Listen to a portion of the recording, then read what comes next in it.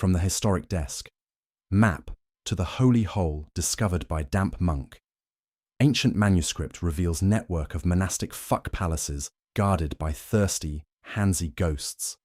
Listen up, you sinners, because Brother Gerald the Damp has a tale that'll curl your toes and dampen your underrobes.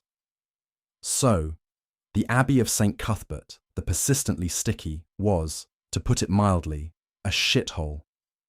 We're talking mildew on the communion wafers, fungi in the holy water, and an abbot, bless his rotten heart, who smell perpetually of sour cheese and sin. Me. I spent my days in our forgotten library, a place so damp the vellum pages were basically sweating. I wasn't illuminating manuscripts. I was mostly looking for heretical texts on the proper worship of Baal, or, failing that, a good solid diagram of a woman's naughty bits, which were rarer than a papal vow of poverty.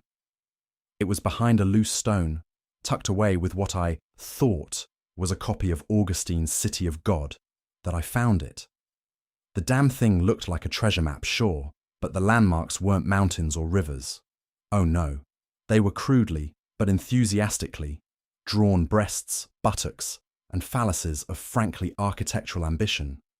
This wasn't a map to Jerusalem, it was a guide to a secret network of what the text called Claustra Voluptatis, pleasure cloisters, a series of subterranean party dungeons built by our pious Benedictine forefathers for, and I quote, the charter, the vigorous and repeated celebration of God's most fleshly gifts. The untold gold wasn't treasure.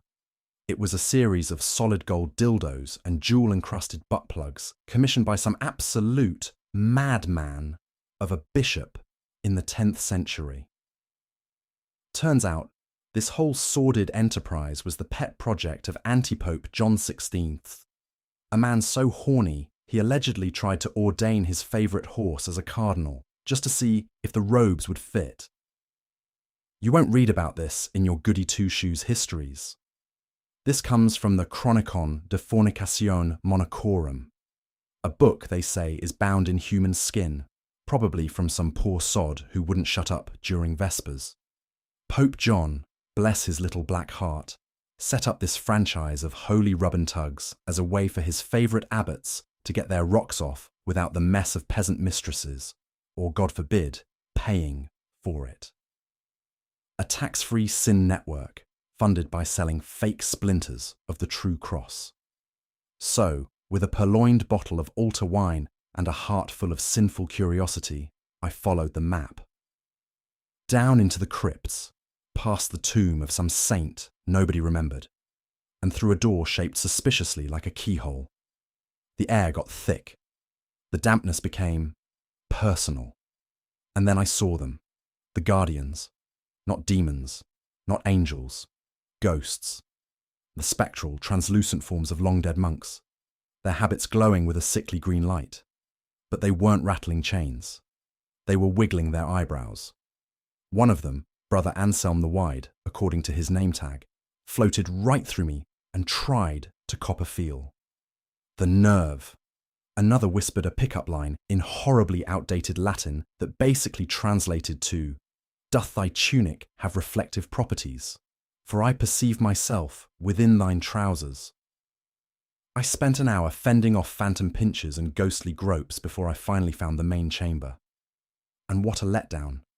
A few dusty chalices, some tarnished gold sex toys that looked profoundly uncomfortable, and a four-poster bed that had more stains than the Shroud of Turin. The ghosts just sort of hovered there, whining about how nobody visited anymore.